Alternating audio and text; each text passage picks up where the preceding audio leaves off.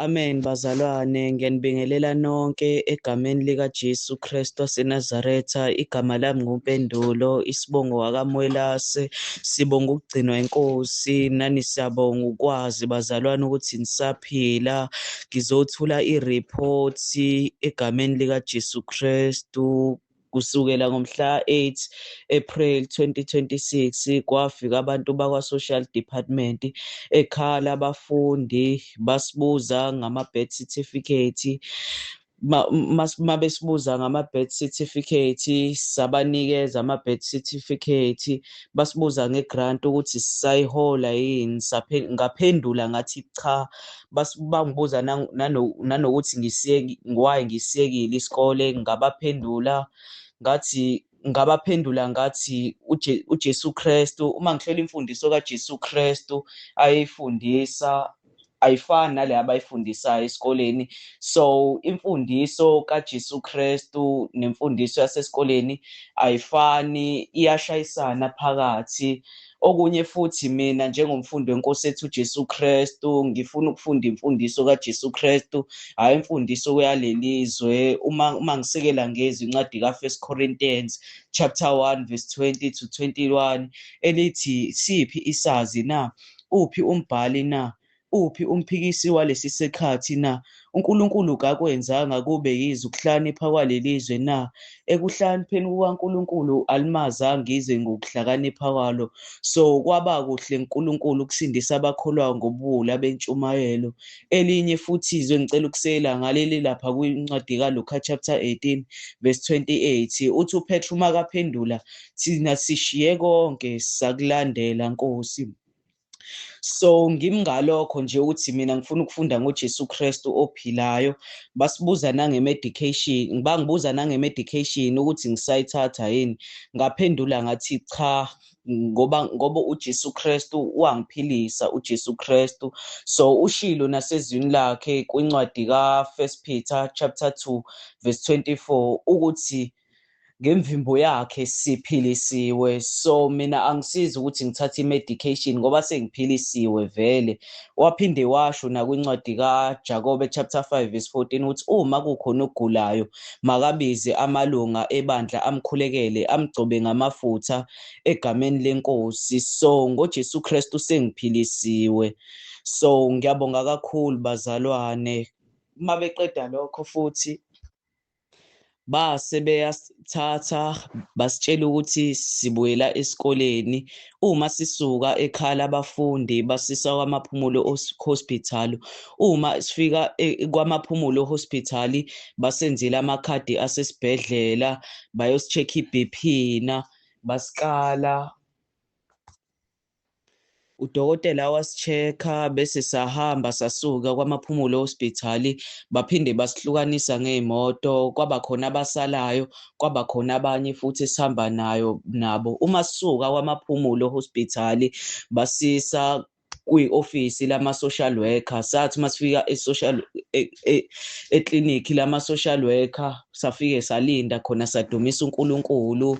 Bathi beqeda abakwenzayo sasuka e-ofisi lama-social worker saphinde sahamba ngey'moto ekade sihamba ngazo. Kwaba khona abanye abasalayo. Sathi uma sisuka kwi-ofisi lama-social worker saya e-Greytown Children's Home. Sathi uma sifika e-Greytown Children's Home basitshengisa izindlu zethu, amantombazane ayendlini yamantombazane nabafana ayendlini yabafana. Sathi uma sifika phakathi endlini yase-Greytown Children's Home bafike basitshengisa amakamero. Kulawo makamero sabeka iy'mpahla zethu, saya edining, bafike basamukela nathi sabamukela, saya etafuleni lokudla sadla ukudla, basiyalela ngayo yonke imithetho yase-Greytown Children's Home. Ngakusasa ekuseni savuka sahlangana ngezwi, saqinisana ngezwi likaNkulunkulu nabodadewethu. Sathi uma siqeda ukuqinisana ngezwi sayodlala i-trampoline. Masifika e-trampoline ngalimala. Mangilimele bangiphuzisa amaphilisi. Ngakusasa bangithumela ukuthi ngihambe ngeklinikhi bangenzisa into engingakholelwa. Into engingakholelwa kuyona nalelo philisi kunanokuthi lingiphilise lamane langenza ngaba wesi kakhulu. Mina ngakholwa egameni likaJesu Kristu ukuthi lizongiphilisa, nangempela ngaphila. Amen. Ngakusasa kwafika umfundisi, wafika nenye iprogramu, wasibuza umbuzo ukuthi uJesu waphendula wathini ngenkani abazali bakhe bemfuna ethempelini. Lapho ngaphakamisa isandla ngaphendula ngathi wathi uJesu uma wakhe nobaba wakhe yilaba abenza intando kaNkulunkulu, bonke basebeshaya izandla, kwathandazwa. Emva kwalokho kwahlabelelwa, kwathi sekuhlabelelwa abantwana abanye bakhala, abanye bathandaza, abanye bahayiza. Kwenzeka into nje engangiqala engakazi ngiyibone lapho. uNkulunkulu wayenza ezinye izinto nje. So ngiyambonga kakhulu uNkulunkulu ukuthi yona lento babeyifila ngaphakathi, kusho ukuthi umsebenzi kaMoya Oyingcwele wabenza ukuthi babe nalokububuleka ngaphakathi, bejabule. So ngiyambonga ngakho konke uNkulunkulu, ngakho konke engakubona laphaya. Amen. Uma ngiphuma enkonzweni ngahlangana umamfundisi wangibiza, wangibuza ngendaba yesikole, ngamphendula ngendaba yesikole ukuthi imfundiso eyayifundiswa nguJesu Kristu ayifani nemfundiso abayifundisa esikoleni. So mina ngifuna ukufunda imfundiso kaJesu Kristu, hhayi yalelizwe. Ngamphendula nangencwadi ya-1 Corinthians chapter 1 verse 20-21 ethi, siphi isazi na? Uphi umbhali na? Uphi umphikisi kwalesi sikhathi na? uNkulunkulu kakwenzanga kube yize ukuhlakanipha kwalelizwe na? Ekuhlanipheni kukaNkulunkulu izwe alimazanga ngokuhlakanipha kwalo, kwaba kuhle uNkulunkulu ukusindisa abakholwa ngobula bentshumayelo. Ngaphinde ngamkhothela nencwadi elapha kuPhilippians chapter 3 verse 7 makakhuluma uPaul mayethi, kanti-ke lokho kwakuyinzuzo, ngakushaya indiva ngobukhulu bokumazi uJesu Kristu. Konke ngikushaya indiva ngobukhulu bokumazi iNkosi yami uJesu Kristu. Lokhu konke engilahlekelwe yikho ngenxa kaJesu. Nenye incwadi elapha kwincwadi kaMathewu chapter 16 verse 24 ethi, uma uthanda ukuza emva kwami makazidele, athabathe isiphambano sakhe angilandele imihla ngemihla. Khona olahlekelwa ngukuphila kwakhe uyakufumana, nofumana ukuphila kwakhe uyakulahlekelwa yikho.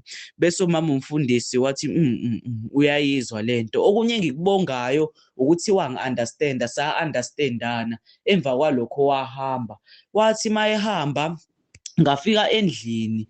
Ngathi uma ngifika endlini ngafica abafana basendlini behlabelela iculo, bebaningi, behlabelela iculo elithi, umoya ongcwele, umoya ongcwele, yebo umoya ongcwele sawubona, moya ongcwele, umoya ongcwele sawubona, moya ongcwele, umoya ongcwele, umoya ongcwele, yebo umoya ongcwele.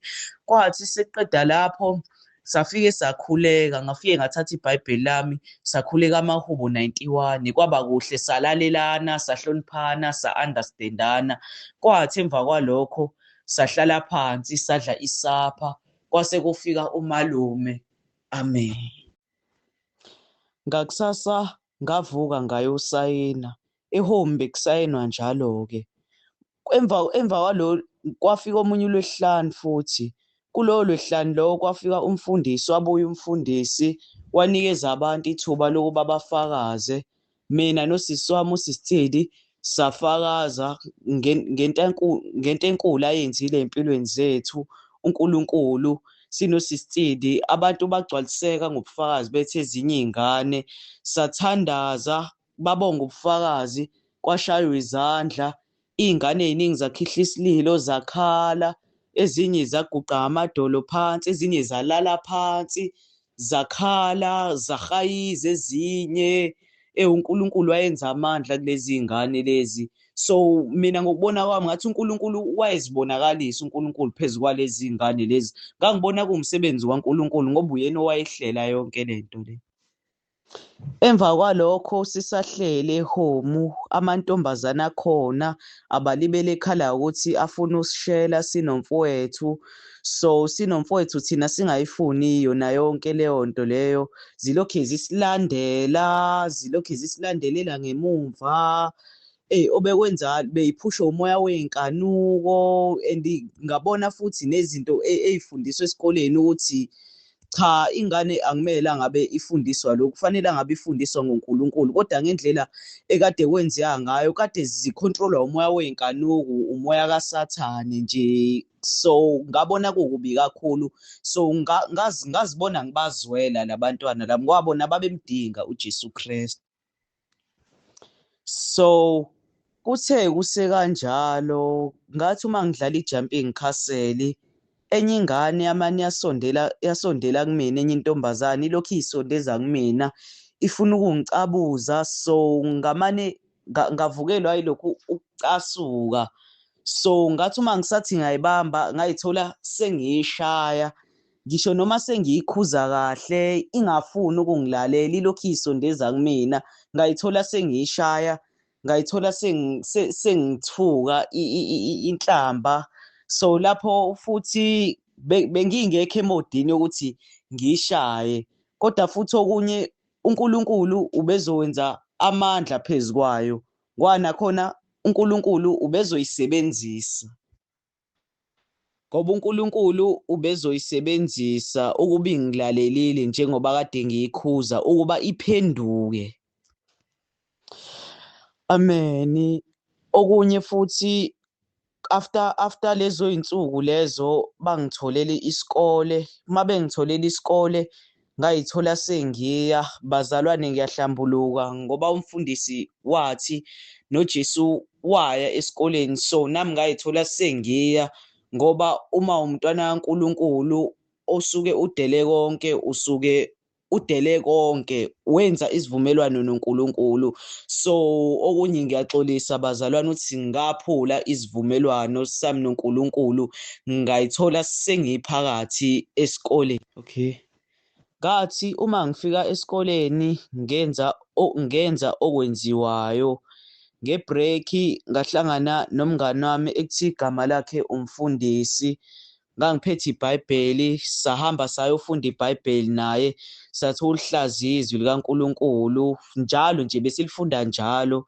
Kwathi kwezinye iy'nsuku manje ngebreak, kwakuyibreak, futhi ngambheka umngani wami umfundisi ngangamthola. Kwafika omunye umfana engingamazi. Mayefika lo mfana angibuza ukuthi ngabe ngiyalifunda yini iBhayibheli. So ngisho ukuthi mina ngilifunda njalo. Afika athatha iBhayibheli lakhe, ngithi mina inkinga ayikho indawo yokulifunda. So afika abe nombono ukuthi e-library ikhona indawo. Sifike khona siye khona e-library. E-library kungekho muntu. Sifike silifunde iBhayibheli, naye ngithi ukumtshela ngoJesu Kristu, naye eyizwe lento le, ayi-understand. Kuthi kusenjalo kufika ezinye iy'ngane zingene e-library, mazithi zisilalele, zithi zicela ukuzolalela, ukuzozwa nazo. Kuthi kusekanjalo ngithi uma ngimchaza lo Jesu wami engimkhonzayo, zizwe ukuthi cha, lento le iyiyona. Zifike zande lezi ngane zingikake. So mina ngishumayela uJesu Kristu ophilayo, ngifakaze ngoJesu.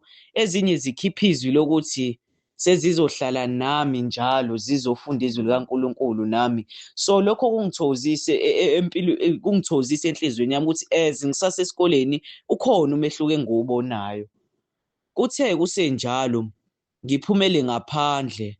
Ngithi uma ngiphumela ngaphandle, uma ngiye eklasini lami ngiphinde ngihlangane nezinye iy'ngane, ngithi ukumveza lo Jesu wami engimkhonzayo, nazo ngithi ukuyitshela kabanzi ngoJesu Kristu, zibuza imibuzo, zithi zifuna ukwazi kabanzi ngoJesu. Mina ngishumayela uJesu Kristu isikhathi sisiningi.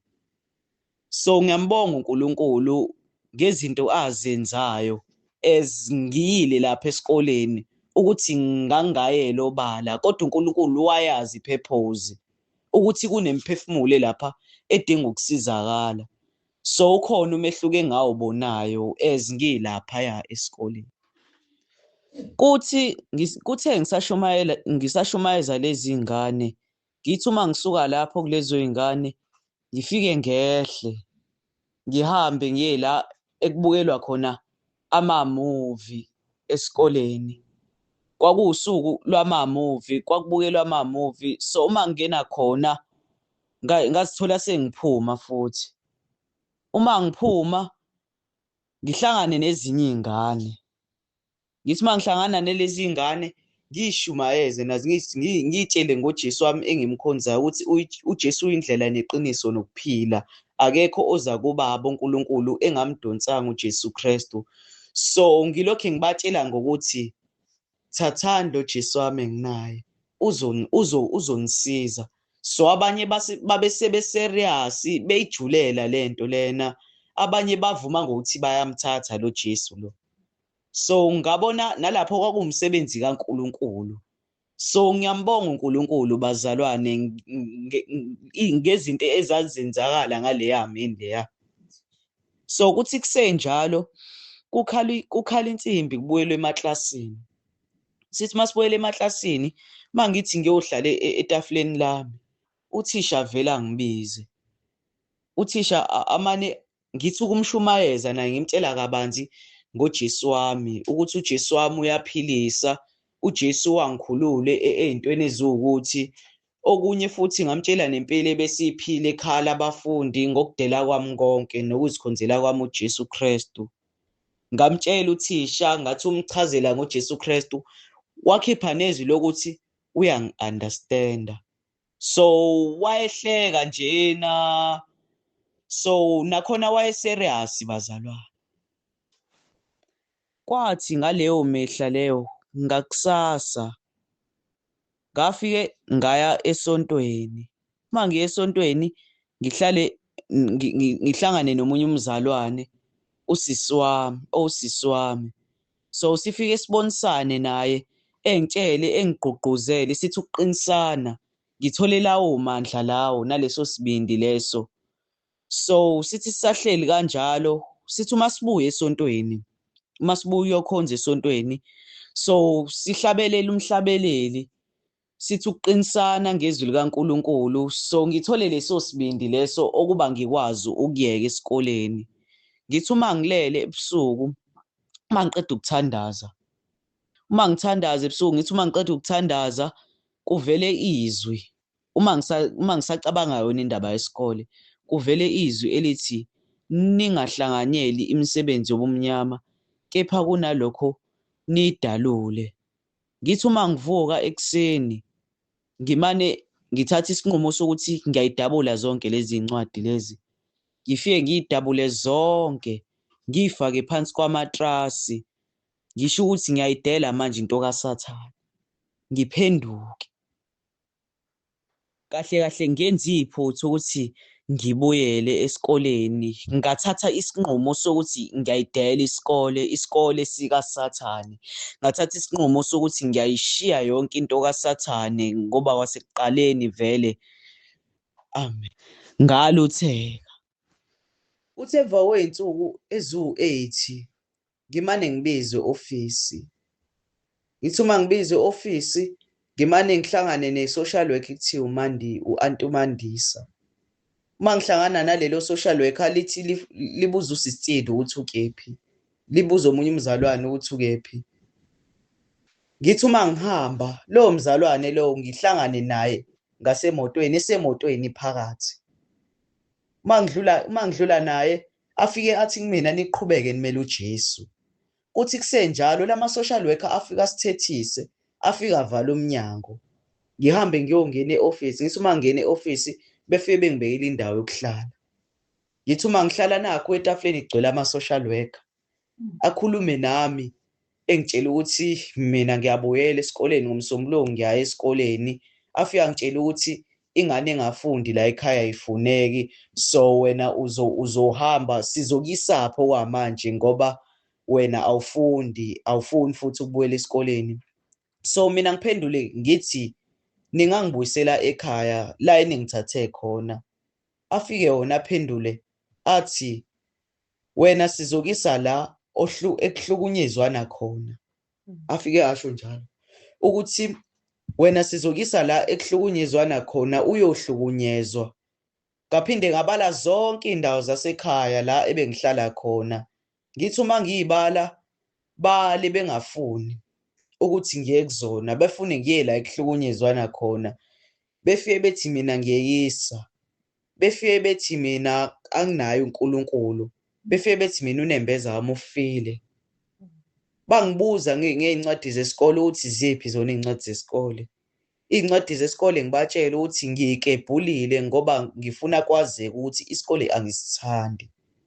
Bafike bethi kule nkolo yami engikuyona sicashanga uNkulunkulu, nomana wenza nomana wadayisa ifriji, wabulala ifoni. So bathi besho kanjalo bangilimazi enhlizweni yami ngezwe ubuhlungu. Kodwa ngoba ngenxa yezwi lishilo izwi kwincwadi kaMathewu chapter 5 verse 11 uthi nibusisiwe nxa benithuka benizingela bekhuluma ngakho konke okubi ngani. So ilelo zwi lelo elangiqinisa elangenza ukuthi ngime. Kwagcwala nokuthi inkosi bathethelele ngoba bakwazi abakwenzayo. Kuthe kusenjalo bafike bengishaye ngepeni. Uma bengishaya ngaleli peni ngizwe ubuhlungu endlebeni yami. Kodwa mina ngi-understand ukuthi bona abakangi-understand. Okunye engikufundile kulabantu laba kulama-social worker lawo ukuthi wona abefuna mina ngi-understand wona, wona engafuni ungi-understanda. Kahle kahle into ebesishayisana kuyona ukuthi asi-understandani. Bafuna mina ngi-understand bona kodwa bona abangi-understand. So kunalokho bathi ngingaphinde ngixhumane nalomunye umzalwane wami, bathi ngingaphinde ngixhumane naye ngoba mina ngoba ngim-influence ukuthi yena ayeke isikole. Kusenjalo ngifike ngibuzwa amanamba. Ngibuza inamba kaMana, ngibuze nenamba kaSisi Nosipho. So ngibatshele lezo zinamba. So afika ahambe lamanye ama-social worker, ngisale naleli elinye elilodwa. So naleli elilodwa sifike sixoxe nalo. Kuthe kusenjalo ngisaxoxa nalo ngilikhulumela indaba yasekhaya ukuthi ekhaya indawo ebengizoya kuyona ikwamaphumulo enjubanjuba. So befike bethi angihambe. Ngithi uma ngisaphuma lapho futhi ngihlangane nezinye izingane kuleyo trampoline leyo. Iy'ngane lezi zidlala, zithe zisadlala ngithi ukufaka uJesu, mina ngishumayela uJesu kuphela, uJesu Kristu ophilayo. Ngiyitshela ukuthi indaba yesikole i-1 no-2 no-3, isikole esikaSathane. So nazo zi-understand, zingizwe into yami zi-understand. So ngibonga ukuthi zafike zangilalela, zangihlonipha, zayibona lento le ukuthi iyona iyaphila. So ngiyambonga uNkulunkulu ukuthi wayisebenzisa lezi ngane ukuthi zizwe lezi zimvu zakhe. Amen. Kutheni emva kwalokho ngakusasa ngabo-2 emini sifike sihlangane sinosisi wami omunye umzalwane. Sifike sikhulume ukuthi umzalwane othile uke wamfonela. So sithi sisakhuluma kanjalo ngimane ngibizwe mina ukuthi siyofuna impahla eStwere. Masifuna impahla eStwere ngifolde zonke lezi impahla lezi ngisethi kahle. Kufike kuphuma i-announcement ukuthi kusasa ngiyahamba.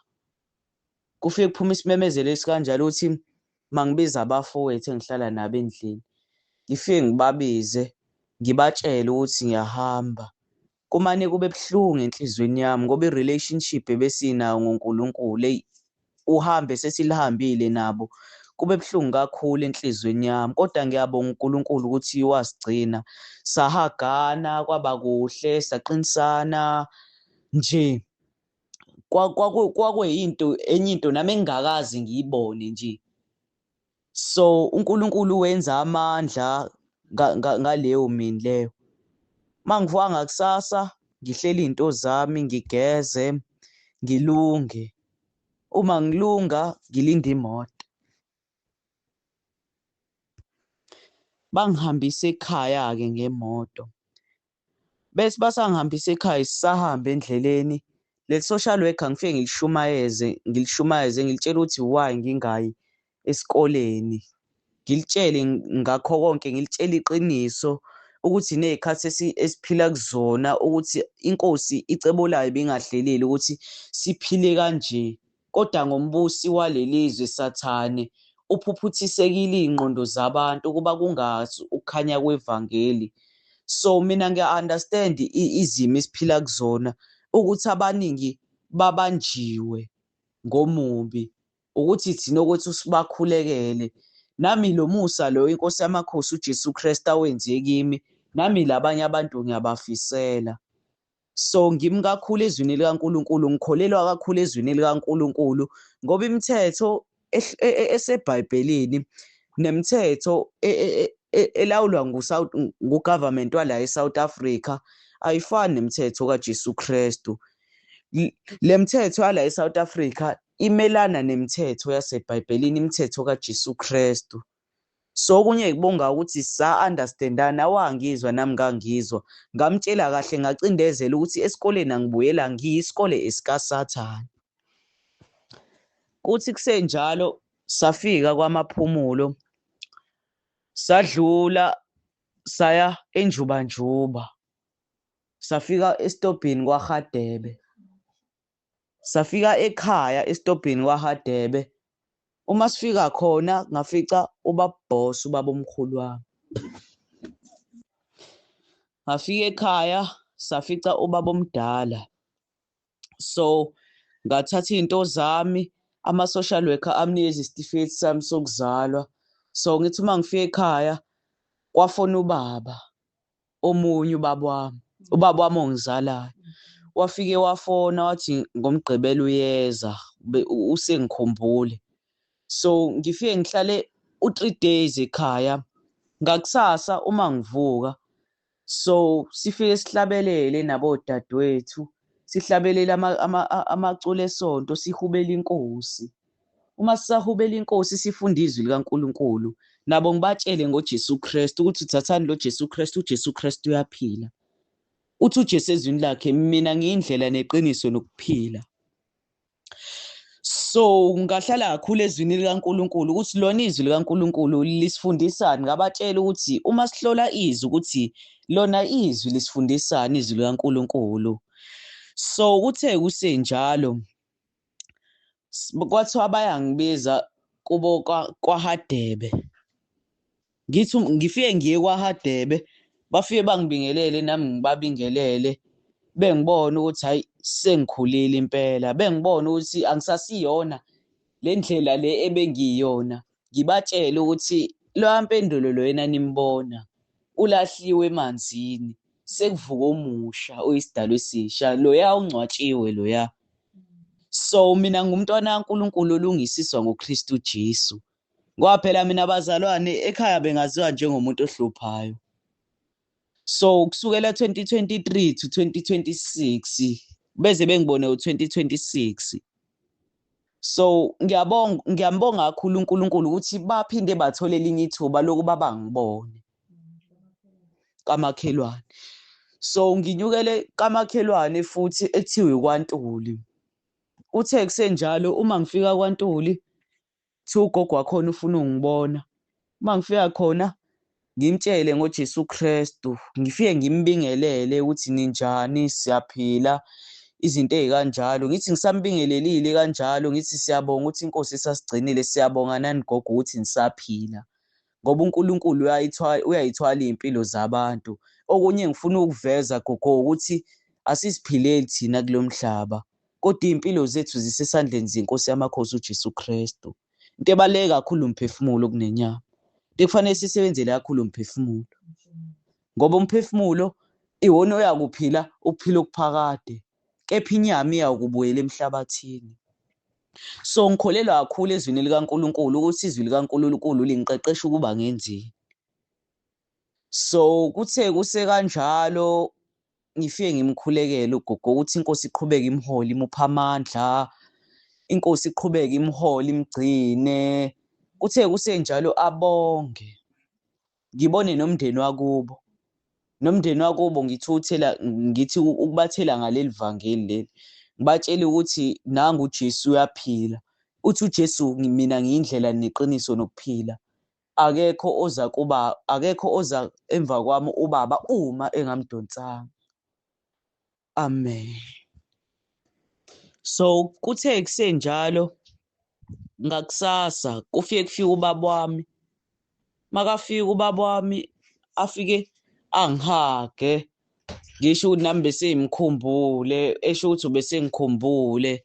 Afike angibize siye emotweni naye sixoxe. Manje ngimtshela ukuthi mina angibuyele esikoleni, isikole sikaSathane. So afika ngi-understand isimo sami. So ngamnqoba ngokusho ukuthi cha mina esikoleni angibuyeli. Nomzala walokho engincenga ukuthi cela ubuyele esikolweni. So ngasho ukuthi cha angibuyeli esikoleni. Isinqumo sami ngimile esinqumeni sami, angisuki esinqumeni sami. So ilokho nje bazalwane ngiyamkhazimulisa uNkulunkulu ngamandla awenzile ngoba kahle kahle besikwi-test ukuthi kahle kahle kulokho esesikufundisweni siqine kangakanani, sesi-strong enough kangakanani. Ilokho engikufundile kule journey. So ngafunda nangendlela uSathane abambana ngazo. Lithi izwi leNkosi, uSathane uyabhonga njengengonyama, ufuna umuntu azomgwinya. So ilokho engikufundile nje esifundweni kule nje kulolu hambo lolu ukuthi ngiwabonile amandla kaNkulunkulu, ngimbonile uNkulunkulu uyahamba nami, ngimbonile ethwala impilo yami. So ngiyambonga kakhulu bazalwane egameni likaJesu Kristu. Amen.